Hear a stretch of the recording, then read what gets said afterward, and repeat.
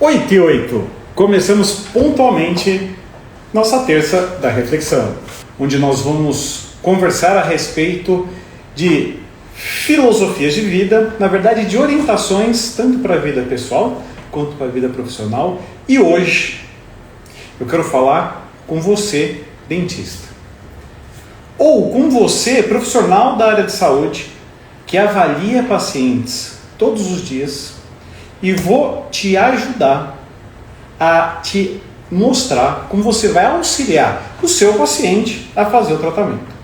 Aí você pode falar: poxa, Thiago, mas então você vai ensinar alguma técnica de venda? Não vou ensinar nada de venda. Eu vou ensinar o modo como eu, durante esses 20 anos de profissão, conversei, auxiliei meus pacientes e construí uma carreira duradoura e forte. Temos pontos para chegar ao sucesso. A gente vê aqui na tela, então, alguns pontos onde eu vou dividir a nossa conversa em cima desses pontos e dissertar, conversar um pouquinho a respeito disso. Primeiro, escute o paciente. Depois, diga sempre a verdade. Explique tudo na primeira consulta. Busque sempre o melhor tratamento. Todo tratamento tem começo, meio e fim. Depois disso, ele tem um acompanhamento. E por final, pode parecer um pouco estranho, mas não faça uma venda. Vamos chegar lá. Legal. Então escute.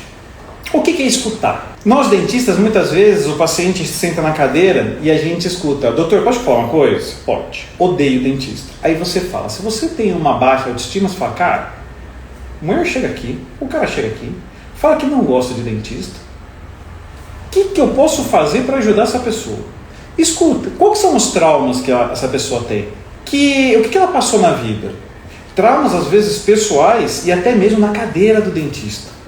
Tem muitos pacientes, principalmente aqueles mais velhos, acima aí dos seus 50, 55 anos, que passaram por uma odontologia muito complicada. Eu entrei na faculdade em 1999, ou seja, eu estou há 26 anos trabalhando com odontologia e ainda alguns anos antes aí, já dentro de clínica odontológica. Então, tenho mais de 24 anos com odontologia. Quando a gente entra na faculdade, e quando eu entrei na faculdade, a odontologia ainda tinha alguns aspectos que eram aspectos um tanto quanto traumáticos.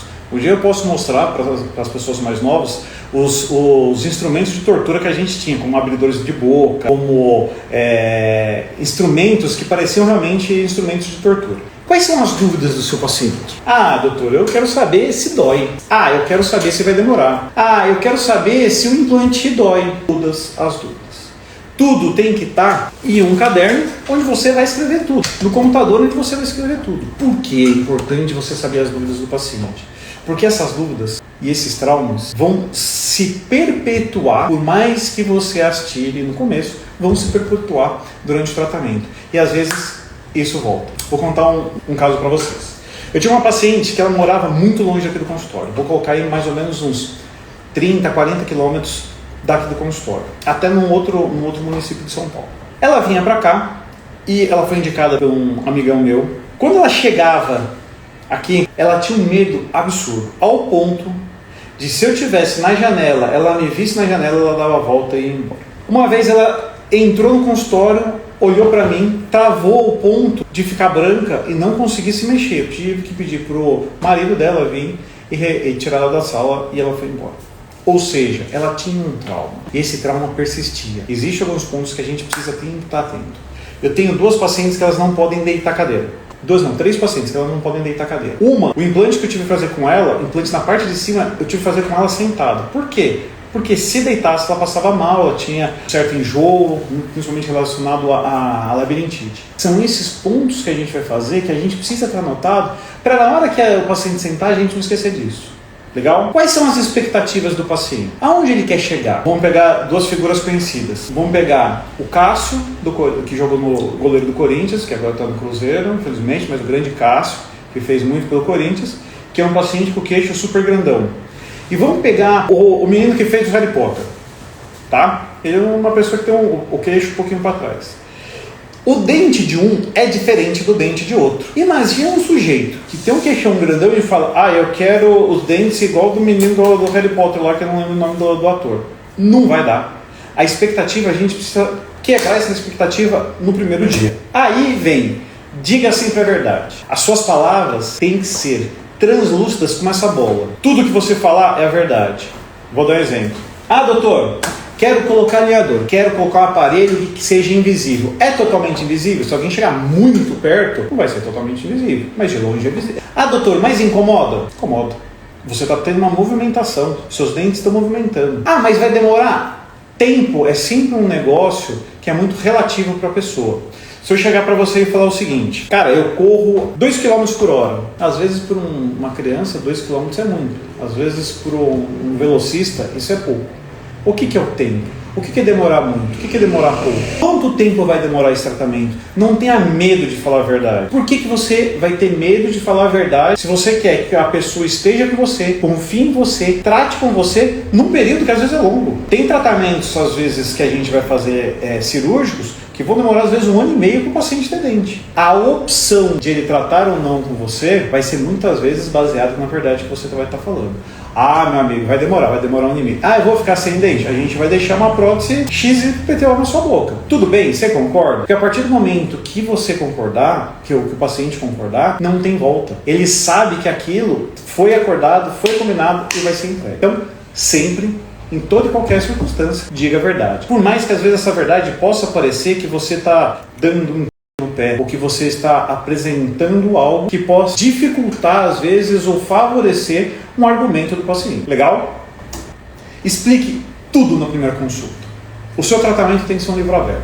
Tenha livros, tenha macromodelos. Depois, se um dia vocês quiserem, eu mostro todo o meu arsenal que eu tenho aqui. Se o paciente quer falar comigo a respeito de postura, eu tenho um livro que fala a respeito de postura.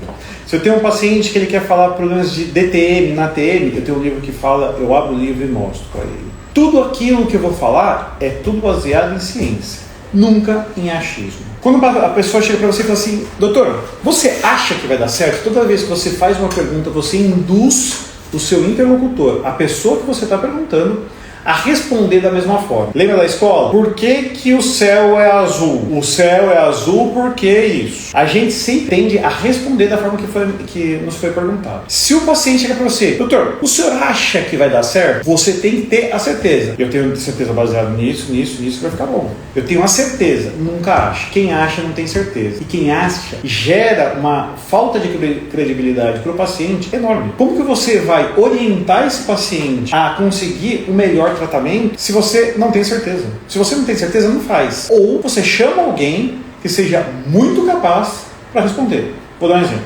Tem uma paciente que chegou o começo do ano passado aqui. Ela é um caso que depois quero mostrar para vocês tudo que a gente fez, cirurgias que a gente fez para melhorar a estética de gengival dela, para depois a gente colocar os implantes. O resultado ficou sensacional. Só que essa paciente, ela teve uma queda de moto e quebrou o côndilo. Imagina que aqui é o osso que a gente tem aqui, ela quebrou essa parte. E eu, como trabalho com reabilitação dos pacientes, em devolver dentes e função ao paciente, precisava entender se isso interfere ou não. O que eu fiz? Chamei um colega meu, Dr. Lirão, que é bucomaxilo, e aí ele conversou comigo a respeito e explicou para a paciente a respeito disso. E aí ele conseguiu orientar melhor como, se era viável ou não. E a gente optou por manter essa forma porque dentro da parte fisiológica estava competente. Ou seja, se você não tem o conhecimento, seja humilde e chame alguém que saiba mais que você a respeito daquele assunto. Explicou tudo, foi honesto, colocou tudo na mesa, a gente vai para o segundo tópico. Busque sempre o melhor tratamento. Quando eu chamei esse colega, eu queria a opinião dele para ver se era importante eu esperar um pouco para fazer a reabilitação dela antes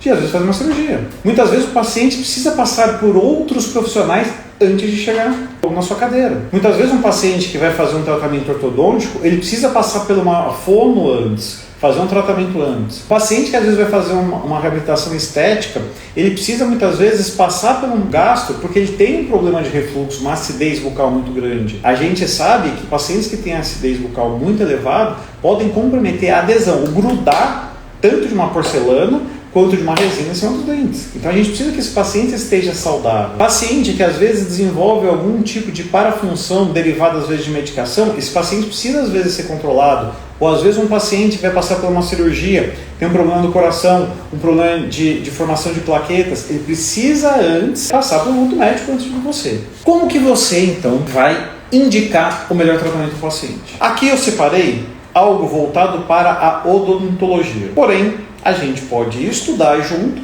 pensando em outras profissões, como uma fisioterapia, um profissional que trabalha com uma medicina oriental, por exemplo, a medicina chinesa. A gente pode, muitas vezes, estudar junto, como às vezes um médico vai compor o tratamento dele. Dentro da odontologia, a gente sempre tem que ter um começo, um meio e um fim. Todas as profissões precisam ter um começo, um meio e um fim. O que significa isso? O paciente tem que saber quando começa e quando termina.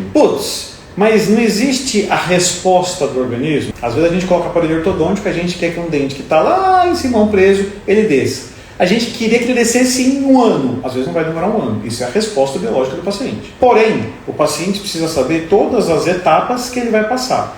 Começo, meio e fim do tratamento. Dentro da odontologia, como que a gente divide isso? A gente divide basicamente nessas 5 fases. A primeira fase é a base da saúde. O que significa isso? Se o paciente tem uma cárie, se ele tem um problema de gengiva, vai ter que fazer uma raspagem, uma limpeza. Se ele tem dente, precisa tirar. Se ele é um paciente que às vezes tem um problema de DTM, precisa fazer aí um botox funcional. A segunda fase é a parte da ortodontia. Os dentes, às vezes, eles estão mal posicionados para que seja feito, por exemplo, lente de contato. Vou falar o meu caso. Todo mundo que me segue sabe que eu coloquei lente de contato ano passado na parte superior. Antes de colocar as lentes, eu coloquei aparelho. Por quê? Porque meus dentes estavam mal posicionados e isso fazia com que eu teria que ter um desgaste muito maior em alguns dentes do que outros. Então, eu melhorei a forma, o alinhamento desses dentes para depois a gente colocar as lentes. Mas todo paciente vai ter que passar pela ortodontia? Não.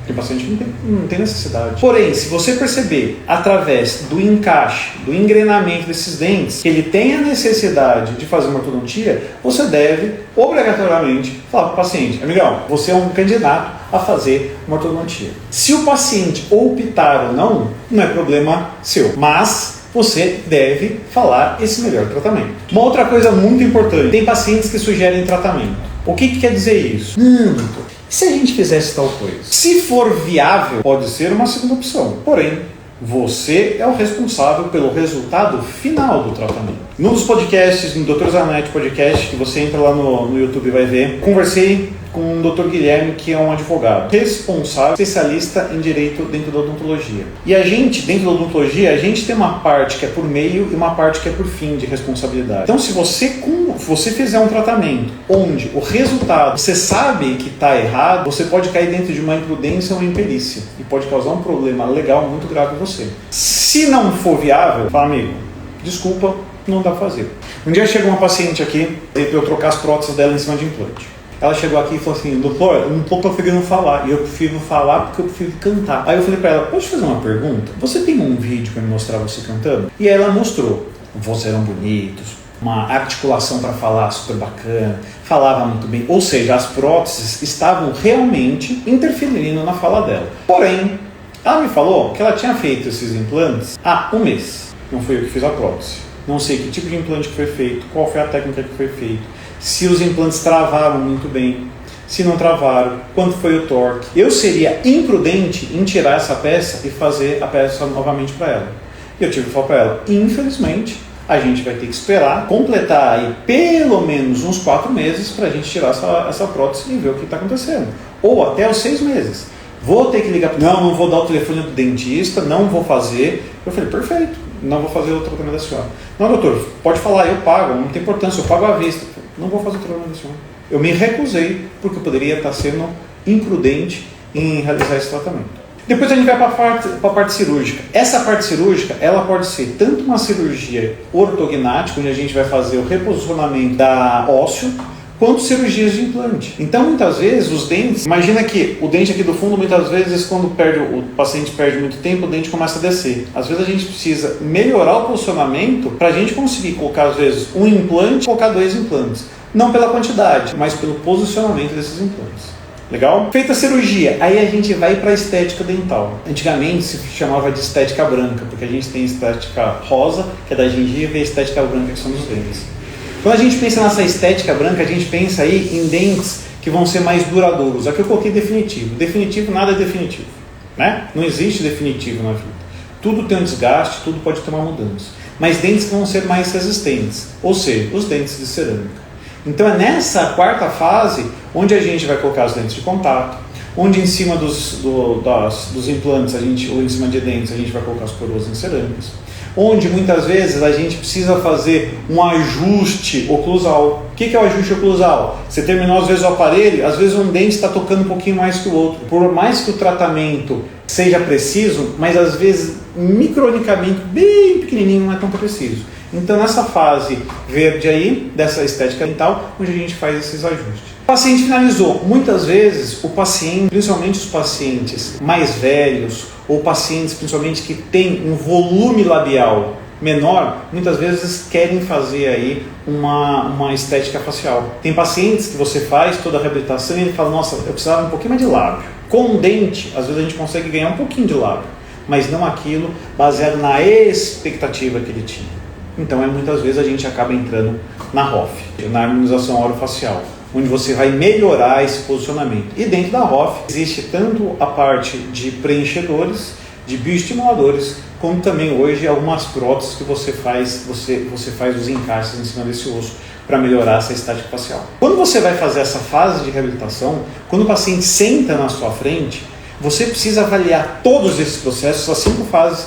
Putz, Thiago, mas eu não manjo nada de ROF. Se não manja nada de ROF, você pode falar ou trazer alguém para dentro do seu consultório, da sua clínica, ou falar para ele assim, eu consigo chegar nesse limite com dentes. Vamos pensar um paciente que quis fazer lente de contato. E aí terminou, o lábio dele fininho, não aparece muito. Aí, se a expectativa dele, lembra lá no começo, se a expectativa dele lá atrás era que tivesse lábios mais volumosos, você precisa pensar e falar, a partir daqui a gente vai ter que passar pela sua última fase. E aí o paciente sabe, é falar a verdade, não é prometer algo que você não consegue.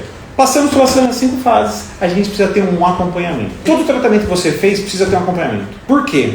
Porque todo processo pode sofrer deterioração, ele pode sofrer algum problema. E isso faz com que muitas vezes o paciente some do consultório, passou 2 anos sem aparecer, 1 ano sem aparecer, e aí fala, doutor, mas eu vim aqui, aquilo que você fez quebrou. O que será que ele está mordendo? Não sei. Será que ele está tomando uma medicação para dormir melhor ou para ansiedade? Isso está fazendo com que o cérebro dele, o sistema nervoso central dele, aumente o bruxismo dele, e aí ele quebrou aquela cerâmica, ou seja, precisa voltar na clínica. Aqui na clínica a gente tem um protocolo de avaliação dos pacientes quando eles retornam.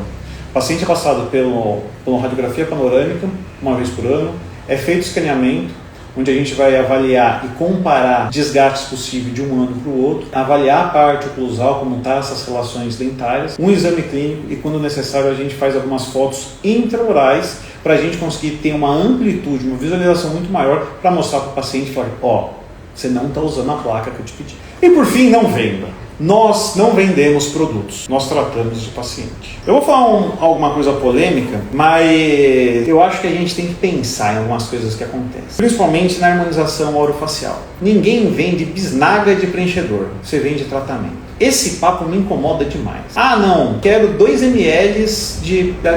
Por quê? Será que vai ficar bom? Não, mas se não ficar bom, você compra mais um, cara, você está fazendo um tratamento. Como que vai ser isso? Eu não concordo com isso. Tudo aquilo que você vende, produto, não dá certo para mim. Você trata pessoas. Vou dar um outro exemplo. Tem muito paciente que chega para mim e fala assim, Thiago, quanto custa as bisnagas de clareador? Eu falo, não vendo. Se você quiser, você faz o clareamento aqui no consultório. Porque se eu vender o produto para ele, ou se você vender o produto para ele, você não sabe como que vai ser o resultado. Não o resultado estético. Mas se o paciente tiver uma queimação da gengiva, porque você falou para ficar meia hora e falar, eu vou deixar mais, eu vou dormir com o produto. E aí? Isso é minha filosofia profissional, é a filosofia que a gente aplica aqui no consultório. Nós não vendemos nada, nós tratamos o paciente. Já fiz cursos de venda? Já fiz curso de venda. Porém, se você seguir esses passos que eu passei para você, o paciente só não faz com você se ele não tiver dinheiro para fechar com você. Você tem a certeza absoluta que você fez o seu melhor. Com o seu melhor, certeza absoluta que ele vai fazer. Tenho vários pacientes que vieram, muitas vezes vindo da rede social, fez o tratamento e falou assim, doutor, não tenho dinheiro para fazer com você. Tudo bem, seja sempre bem-vindo. A gente muitas vezes acaba mandando informativos para os pacientes, o paciente acabou retornando para o consultório e falou, juntei dinheiro para fazer com você porque senti confiança em você.